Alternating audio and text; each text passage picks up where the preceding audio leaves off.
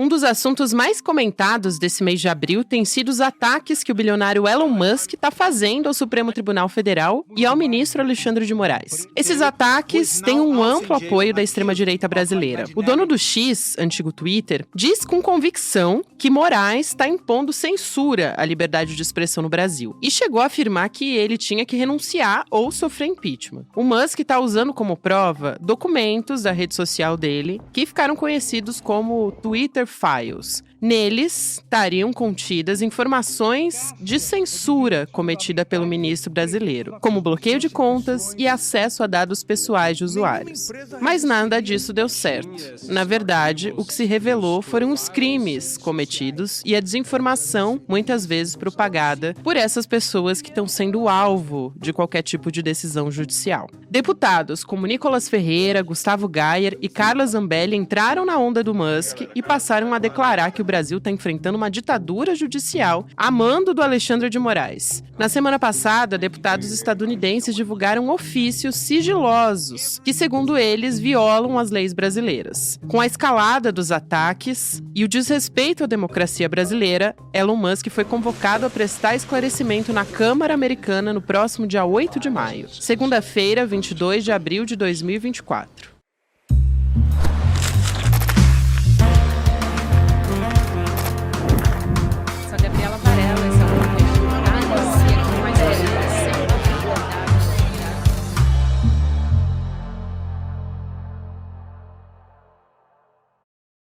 Olá, seja muito bem-vindo, seja muito bem-vinda. Eu sou a Gabriela Varelli, esse é o Videocast em Detalhes. E aqui você já sabe, sempre com um convidado, uma convidada, a gente analisa uma temática, uma notícia importante do momento. A gente vai falar mais uma vez sobre um capítulo novo, vamos dizer assim, do Twitter Files. Eu conversar a partir de agora com o Davi Nemer, que é professor.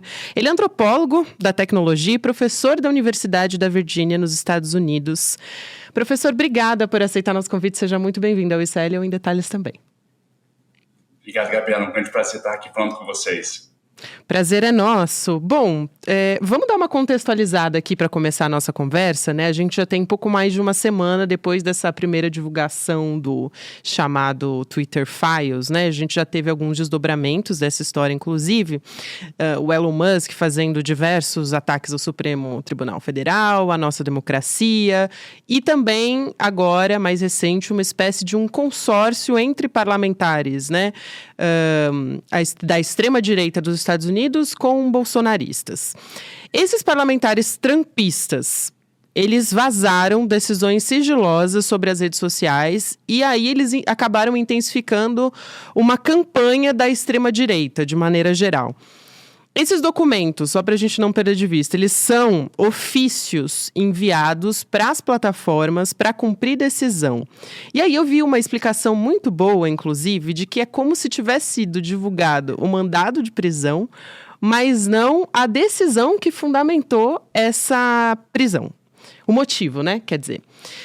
Não foram divulgados, então, quando a gente está falando de redes digitais, os motivos que levaram aos bloqueios dessas contas, né? Crimes que foram ditos ali, a desinformação que foram espalhadas por essas pessoas. Então, eu queria começar, professor, te ouvindo falar dessa última ofensiva que a gente teve e sobre a fragilidade dessas acusações de censura contra o Supremo a partir desse novo documento. Sim, Gabriel, como você explicou muito bem, né? O Elon Musk, ele ameaçou publicar esse relatório pelas suas próprias redes, só que aí teve uma resposta do STF que a plataforma poderia receber multas e até ser suspensa no Brasil. Assim, ele achou uma forma de publicá-las através de um comitê, né, da Justiça aqui da Câmara dos Deputados aqui dos Estados Unidos e foi publicado. E o interessante é que eles queriam trazer uma narrativa, principalmente esses da extrema-direita no Brasil, queriam trazer uma narrativa em que o STF estava censurando, de que havia um overstep, né, em que o STF estaria legislando e fazendo trabalho de polícia, quebrando todas as leis possíveis para fazer o que fez. Só que uma vez que esse relatório ele foi publicado, ficou muito óbvio e que, na verdade, em vez de provar que havia censura, na verdade, mostrou para todo mundo os crimes que foram feitos durante aquele período eleitoral que está sendo investigado nesse inquérito. Né, como você falou, o inquérito ainda está em segredo de justiça. É claro que essas ordens judiciais, elas, para quem conhece as pessoas que estão nas plataformas, elas não eram tão segredos porque alguém tem que recebê-las, né, para cumprir essas ordens. Então, realmente, sabia-se um pouco do tom dessas ordens. Por isso que ali, nesse relatório, não há nada muito novo. Na verdade, já era sabido o motivo, né, do porquê que as contas tinham sido banidas, de quem tinha feito esses pedidos. Não vinha só do STF, né?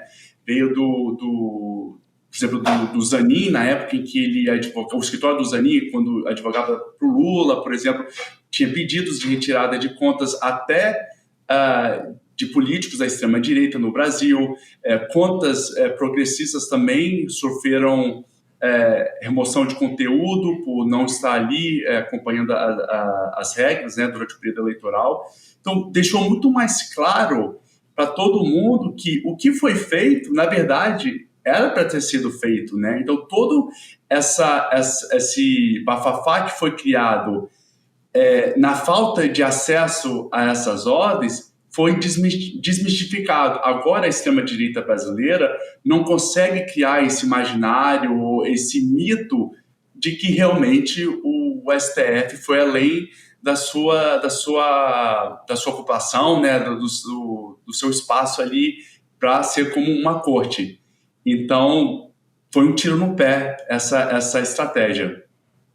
Total. E aí eu queria te perguntar também se esses ataques que a gente tem acompanhado, a gente pode considerar um ataque, primeiro, à soberania do Brasil e, ao mesmo tempo, te perguntar qual é o objetivo desses parlamentares trumpistas, né? Porque claramente não é defesa de liberdade de expressão no Brasil e nem com a nossa democracia também, porque com essa suposta censura que está sendo muito propagada, tanto por eles quanto pelos bolsonaristas. Porque, inclusive, no dia 8 de janeiro, quando a gente teve um ataque de fato à nossa democracia, nenhum desses parlamentares americanos, né, estadunidenses, estavam preocupados com o que estava acontecendo por aqui. Exato. Esse relatório tem dois objetivos para dois grupos diferentes. Os extremistas brasileiros que querem usar desse relatório e desse endosso dos Estados Unidos para atacar o STF, para realmente mostrar que houve uma interferência nas eleições e, de repente, até pedir a anulação das eleições, que seria algo, né, impossível, mas esse é o objetivo, né, falar que há uma censura, há uma ditadura do Supremo Tribunal Federal aqui no Brasil, e do outro grupo seriam esses extremistas, os políticos que aqui a gente chama de MAGA, né, que seriam os trumpistas, que querem usar desse relatório para falar que Biden apoiou o Lula e o Lula representa um governo extremista que apoia a censura. Então, eles querem fazer uma ginástica mental e política para falar que o Biden é um político, né, que apoia ditaduras no mundo e, assim, prejudicar a sua campanha, já que esse ano é ano de eleições presidenciais aqui nos Estados Unidos. Então, você vê duas propostas baseadas no mesmo documento. E você falou muito bem, aqui eles não estão interessados com o Brasil. Até como brasileiro que mora aqui, me dói até um pouco, porque realmente aqui eles não estão muito preocupados com o Brasil. O Brasil sempre foi um aliado dos Estados Unidos, independente do governo, sempre teve acordos ali, acordos de Estado, né, que sobrepõem aí políticas partidárias. Só que aqui eles são, hoje, principalmente, estão mais preocupados com as questões na China, na Rússia, em Israel, né, diante de todos esses acontecimentos na geopolítica atual. O Brasil, eles têm uma segurança que as coisas aqui estão acontecendo da forma que deve acontecer. Então, nunca teve essa preocupação. Só que eles estão dando atenção para essa questão específica do Musk no Brasil agora, porque eles viram ali uma possibilidade de atacar o Biden. Se não houvesse essa possibilidade, você pode ter certeza que jamais eles dariam essa atenção. Porque não é sobre liberdade de expressão, até porque aqui nos Estados Unidos eles estão para passar uma lei que vai banir o TikTok, né? O Musk também não está preocupado com a liberdade de expressão, porque ele jamais falou uma questão dessa, por exemplo, trazendo o caso da Arábia Saudita, que é um dos maiores investidores na sua plataforma X, e a gente sabe que há um problema muito sério sobre a questão da liberdade de expressão na Arábia Saudita, principalmente quando se trata de direitos das mulheres, né, direitos LGBTs, que são praticamente inexistentes por lá. E o Musk simplesmente não fala nada. Então, não é uma preocupação em algum valor, sabe, algum princípio. Na verdade, é por interesse próprio para promover a sua própria plataforma, para ter um retorno financeiro ou ter um ganho político específico. Sem dúvida.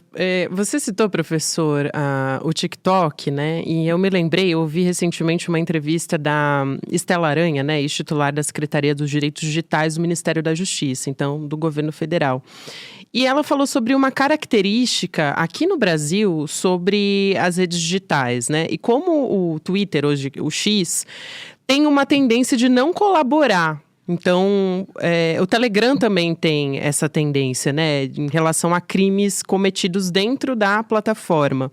E aí, ela diz também em relação a como eles justificam que, na verdade, não ferem os termos de uso das plataformas, né, que sempre tiveram uma postura diferente em relação à segurança nas redes sociais, que as outras plataformas até, de certa maneira, demonstram uma certa preocupação de colaborar para um ambiente mais seguro na internet. E essas outras, né, que a gente está falando aqui especificamente, que a Estela citou, não tem essa moderação, porque a moderação é muito fraca. E a gente teve também, recentemente, um movimento, depois da entrada do Elon Musk, que demitiu muitas pessoas dentro da plataforma que justamente trabalhavam dentro desse setor para fazer uma moderação que já não era uma maravilha, mas pelo menos existia, né?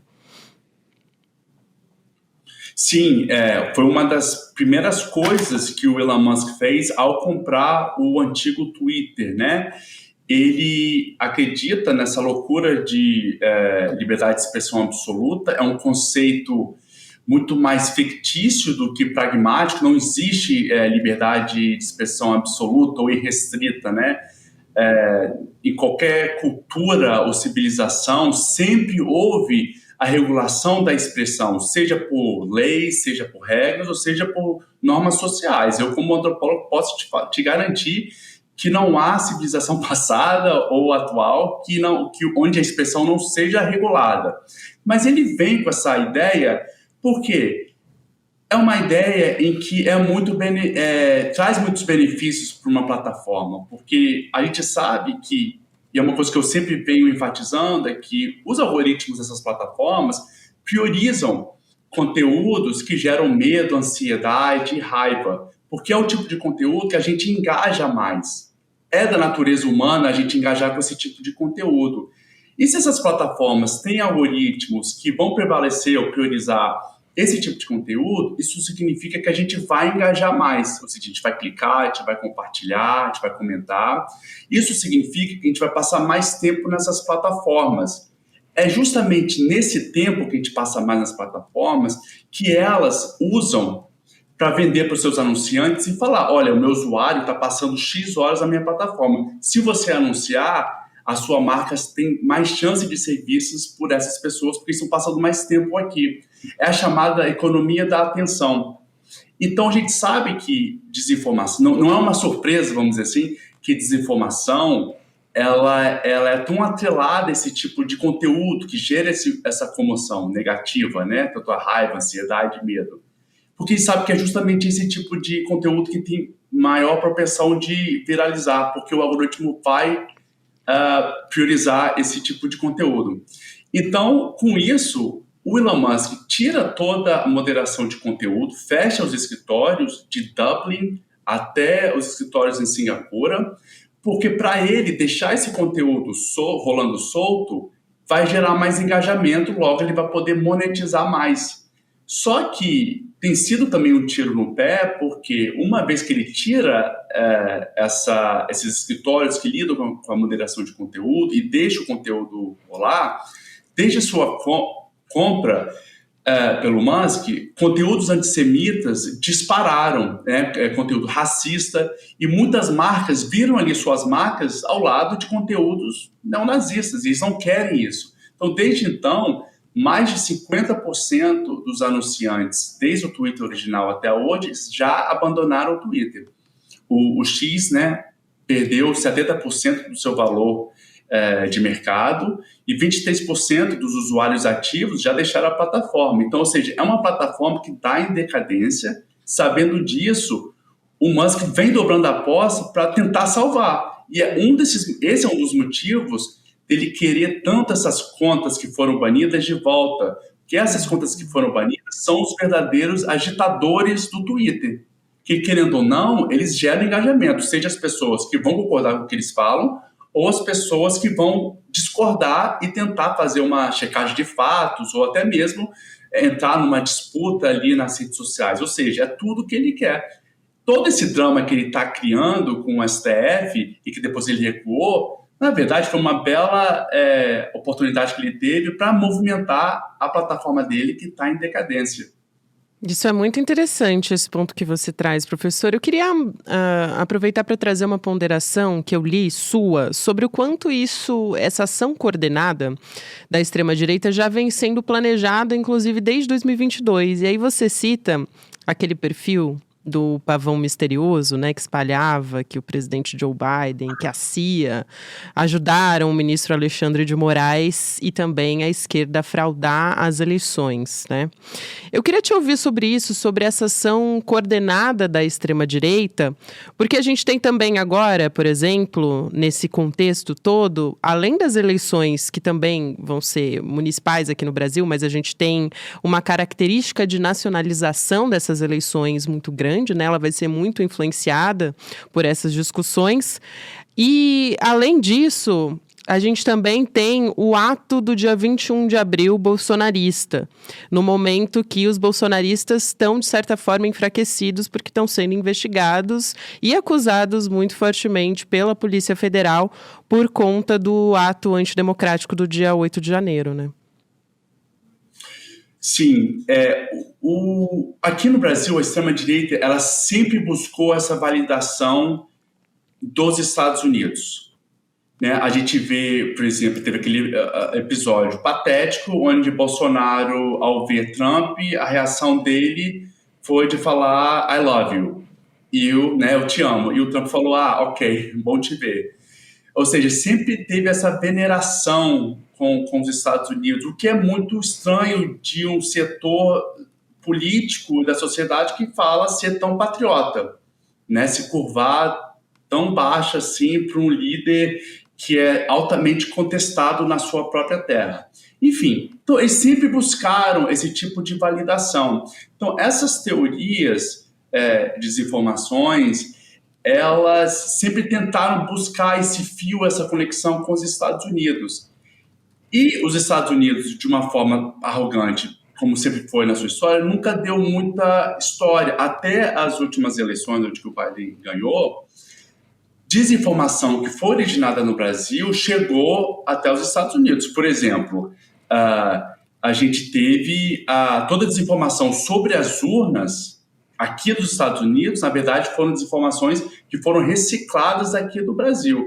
Inclusive com o Alan dos Santos indo à televisão para falar que a Old Dominion, que é uma das fabricantes das urnas eletrônicas aqui dos Estados Unidos, era fabricada na Venezuela, trazendo toda aquela conspiração de que a Venezuela, o socialismo, o comunismo, estava infiltrado no processo eleitoral americano para prejudicar o Trump.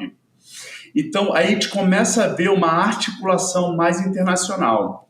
O Alan dos Santos está aqui, se não me engano, o Figueiredo está aqui também. Então, tem hoje uma força maior para tentar conectar com esses deputados, essas pessoas que dão essa plataforma às extremistas brasileiros. Hoje, no Congresso americano, na Câmara, que aqui a gente chama de House of Representatives, temos ali deputados que são os chamados MAGAs, né, trumpistas, que dão mais espaço para as pessoas que chegam com esse tipo de de discurso. Não é à toa que chegou até se formar esse subcomitê, né, de justiça na Câmara.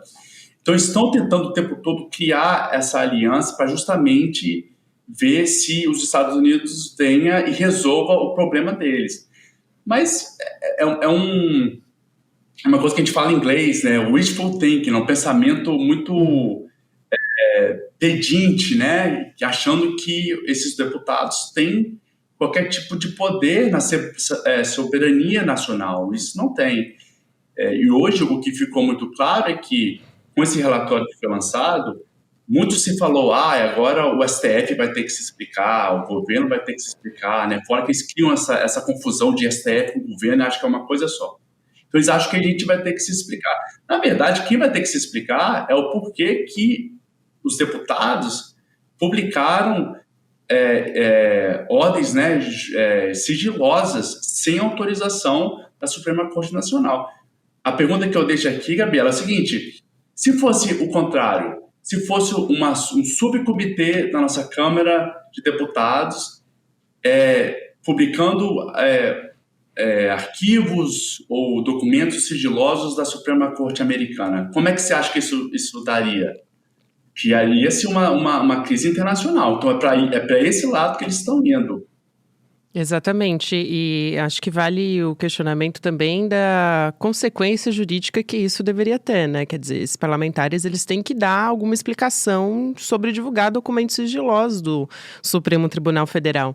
Eu quero aproveitar e te perguntar, professor, como é que tem sido a repercussão por aí? Tem algum tipo de relevância? Tem alguma adesão esses políticos dos Estados Unidos, mesmo entre a base deles, né, que é trumpista?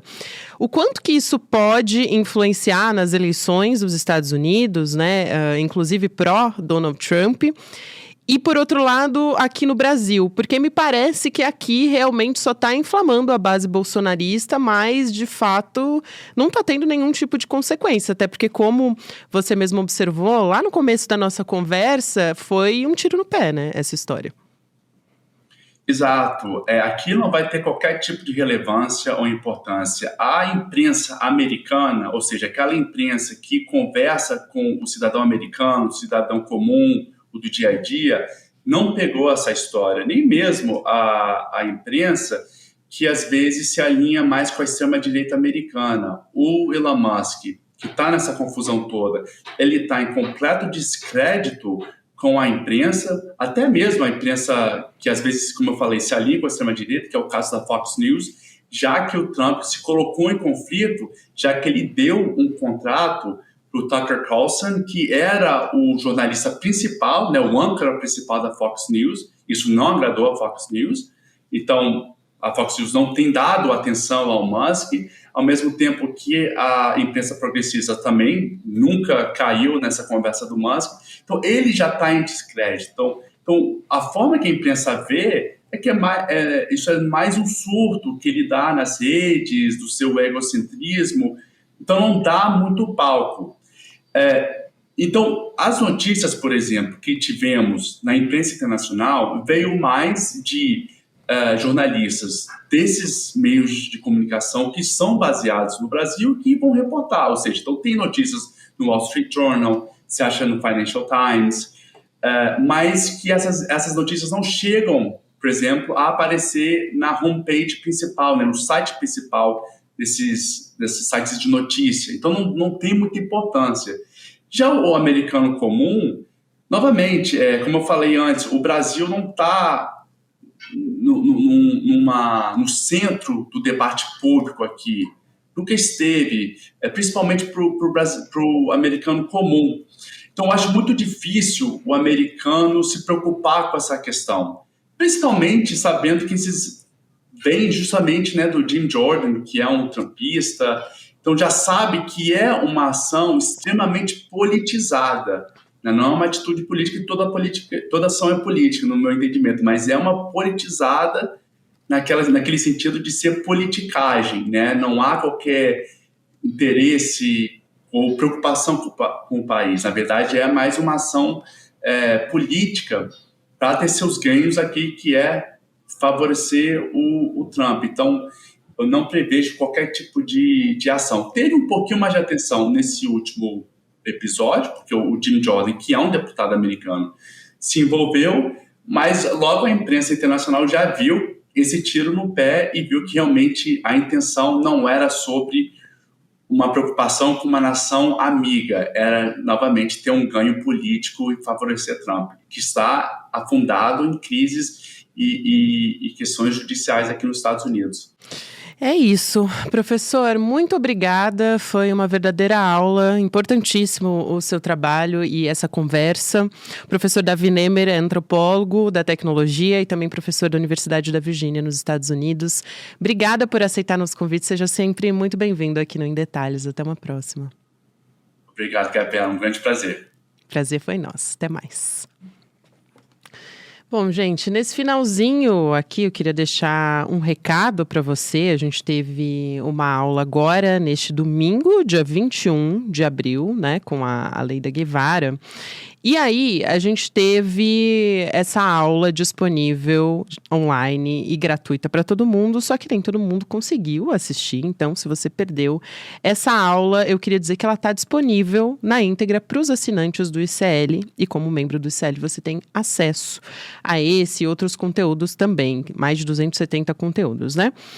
E aí, se você se tornar um membro solidário, que é o plano que dá uma bolsa de estudos para uma pessoa que não pode pagar também, quem não pode, né, estudar, você ganha um mega pacote de presentes que a gente preparou com essa aula da Aleida Guevara. Vou dizer quais são aí, já está aí na sua tela para você que está me acompanhando por vídeo, né? Esses presentes exclusivos para novos membros solidários, então.